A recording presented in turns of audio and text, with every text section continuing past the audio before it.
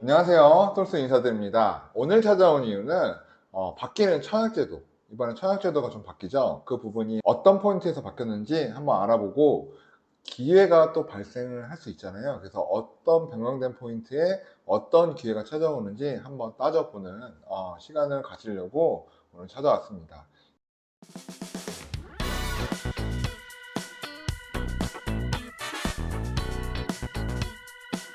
예고편에 올려드렸었죠. 일단은 신혼부부 또 출산가정한테 이번에 메리트가 좀 크게 작용하고, 또 어떤 지역이 또 기회의 땅인지 한번 또 따져보는 시간 가져보려고 해요. 자, 청약 현장이 또 워낙 없고 또 분양도 계속 줄어드는 타이밍에서 지금 로또 분양가 상한제가 적용되는 로또 분양들이 있잖아요. 그래서 그런 분양들 때문에 실제로 청약통장 접수 건수는 엄청나게 올라오고 있는 상황입니다. 그래서 분양시장은 뭐 물량이 계속 줄어들고 있지만, 안전마진이라던가 또 분양가 상한제가 적용되는 지역의 택지 분양 뭐 이런 부분들은 경쟁률이 아직도 굉장히 뜨거워요. 그래서 그런 부분들 봤을 때 이번 청약제도 변경은 그런 뜨거운 현장에 있어서 기회의 땅을 또 젊은이들이 MZ 세대들이 또 개탈 수 있는 또 좋은 찬스가 발생하지 않았나 하고 생각을 하고 있습니다. 자, 핵심 포인트는 뭐 요즘에 출산율 이야기도 많은데, 결국 뭐 저출산 대책, 그래서 주거 지원, 이런 부분들에 있어서 좀 주안을 두고서 수정을 한 것 같아요. 제가 2024년도 초에 이제 신생아 특례대출 포커싱 영상도 올려드렸었는데, 이번 변경점도 그런 부분들이 굉장히 많이 반영된 변경점입니다. 그럼 핵심 포인트가 뭔지 한번 살펴보시죠. 자, 수혜자가 누군가 봤더니 변경된 포인트는 일단 다자녀 특공. 그래서 2자녀 이상만 보유해도 다자녀 인정이 돼요. 예전에 이제 3자녀 이상이어야 됐는데 2자녀만 돼도 다자녀 특공 신청의 기회가 생겼다라는 부분, 일단 가장 큰 변경 포인트고요. 그 다음에 신혼부부. 예전에 이제 결혼을 하면 청약통장이 양쪽에 있을 때 이제 한 세대가 되니까 한쪽 통장이 이제 날아가는 그런 부분들도 있었는데, 이제 배우자가 당첨된 이력이 있다 하더라도 배제해주고 부부가 각자 개별로 청약통장이 인정이 돼서 개별 청약이 가능하고, 가점도 결혼을 하게 되면 가점에 대한 추가 부여가 있으면서 가점이 증가하는 상황이 됐습니다. 그래서 이제 결혼을 좀 한 가정에 대해서 좀 메리트를 주는 거죠. 그리고 이제 출산 가정 혹은 출산 임박 가정, 뭐 임신 중에 있거나 뭐 아이를 낳은 지 한 2년 됐거나 하는 경우는 신규 우선 공급의 기회를 이제 발생시킨 거죠.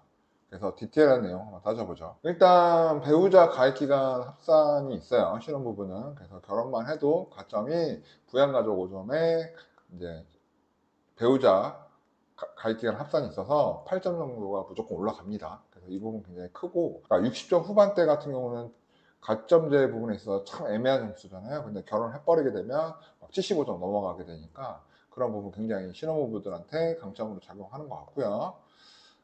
그리고 가점 동점자 발생 시 일단은 가입기간 우선으로 변경하다 보니까 젊은 신혼부부한테 좀 유리한 부분이 있습니다.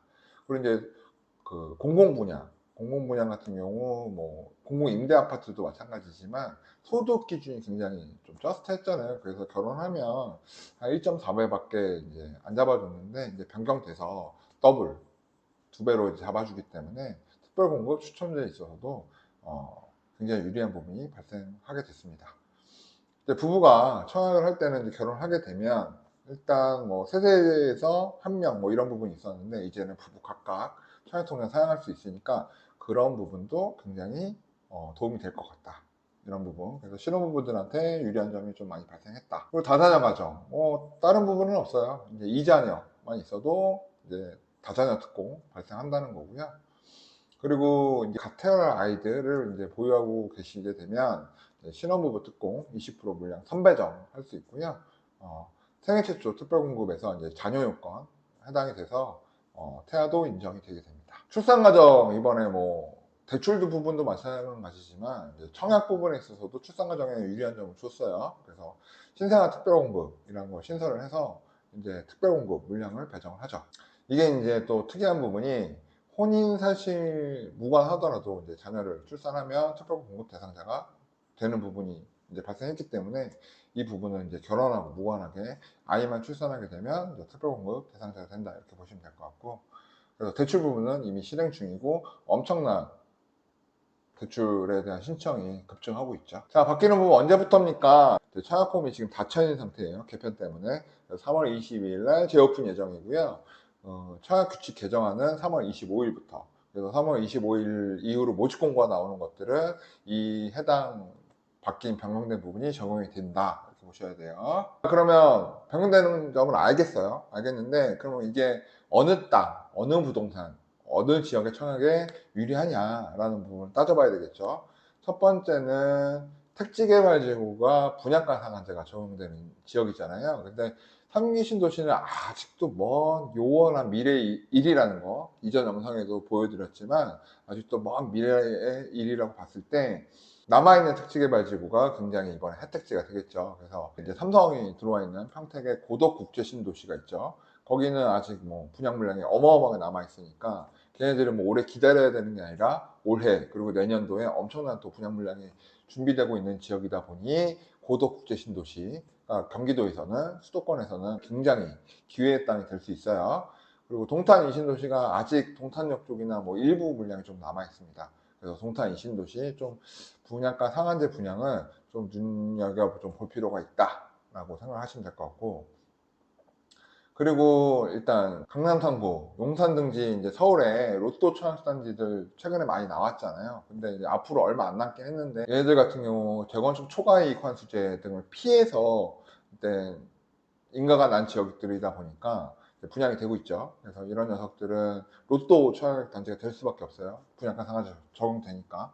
그래서 서울 지역의 이런 일부 로또 청약단지, 지금 대기하고 있는 물량들이 한 대여섯 군데 되죠.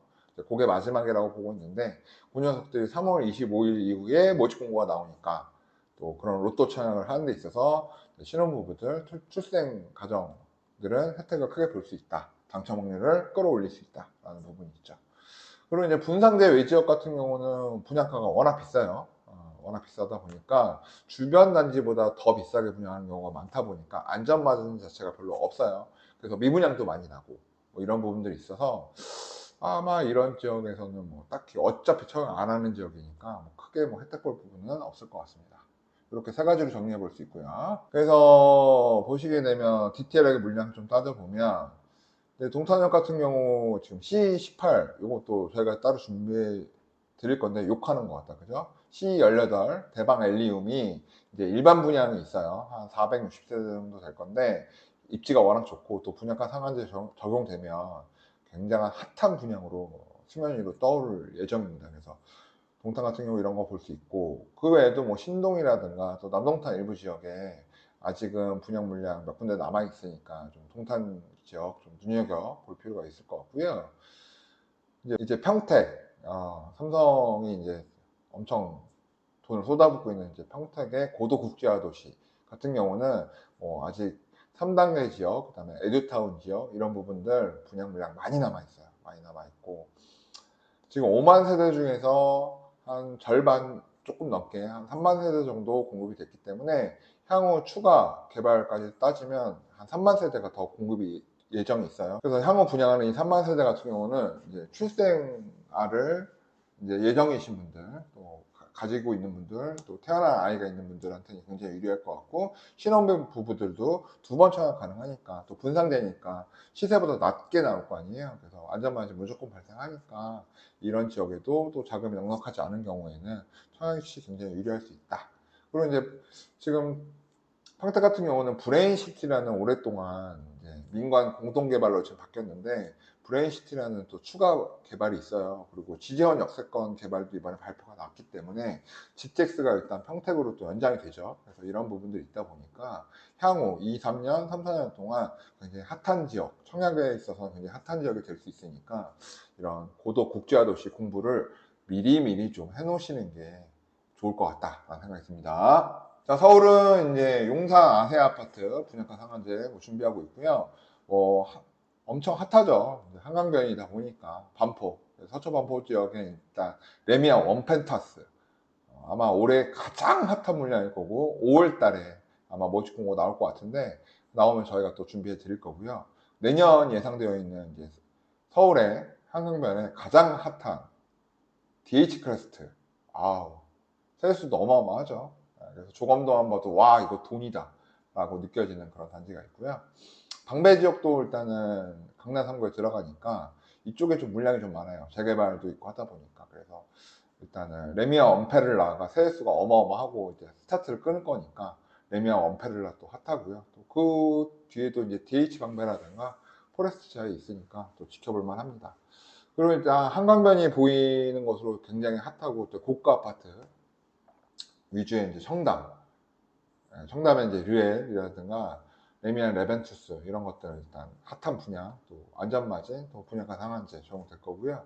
송파 또 관심 많죠. 그래서 잠실 류엘, 그 다음에 잠실 레미안 아이파크, 이것도 세대수가 또 꽤 되죠. 그래서 진주 아파트 재건축인데 요것도 신혼부부들이랑 출생 과정에서는 이번에 혜택을 크게 볼 수 있다라는 점 기억해 두시면 좋을 것 같습니다. 자, 이렇게 이번 청약제도 변경하는 포인트 있어서 고도 국제화 도시 평택 이런 택지개발지구 얼마 없어요. 택지개발지구가 수도권에. 그러다 보니까 일단 평택 고덕 지역 굉장히 핫할 것 같고, 동탄 남은 일부 물량 좀 굉장히 또 핫할 것 같습니다. 두 가지, 수도권에서는 두 가지가 굉장히 메인일 것 같고요. 그 다음에 강남 지역에서는 분양가 상한제에 적용되는 초과이익 환수제에 피했던 단지들이 안전마진이 셀 거니까 그 몇 개의 단지들 서울 쪽에 또 기회가 열려 있다. 그래서 젊은 사람들한테 더 많은 기회가 준비가 되었다, 이렇게 보시면 될 것 같아요. 그래서 제가 예고를 좀 드리려고 해요. 이제 얼마 안 남았죠. 그래서 방배, 레미안, 언페를라, 그래서 세대수가 좀 됩니다. 그래서 세대수 좀 되니까 이 단지 일반 분양분 꽤 나올 거예요. 그래서 이 단지에 대한 분석도 따로 준비해 드릴 거고요. 그리고 이제 어저께 고시 나왔죠. 그래서 동탄2 C 18블럭 18블럭 대방 엘리움, 여기 이제 일반 분양 나오니까 아파트 464세대 나옵니다. 그래서 일단은 뭐 중대형은 없어요. 그래서 소형평수 위주로 가는데 아무래도 분상제 적용되다 보니까 또 가격 메리트가 더 있을 것 같아요. 또 동탄역이랑 또 도보 10분 15분 거리기 때문에 또 이 부분 또 저희가 준비해서 여러분하고 내용 공유하는 시간 또 가져보도록 할게요. 자, 오늘은 여기까지 할 거고요. 또 예고된 내용들 또 차근차근 준비하고 있으니까 또 기대 많이 해주시고, 솔스는 또 다음 영상으로 찾아뵙겠습니다. 자, 청약제도 변경됐습니다. 신혼부부 화이팅 하시고, 출생하고 화이팅 하시고, 좋은 기회들이 여러분에게 2배로 다가왔으니 잘 준비하셔서 꼭 부자 되시길 바라겠습니다. 감사합니다. 오늘의 영상 도움이 되셨나요?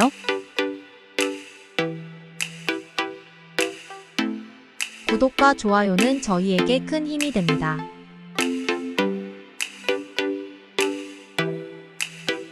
오래오래 우리 함께해요.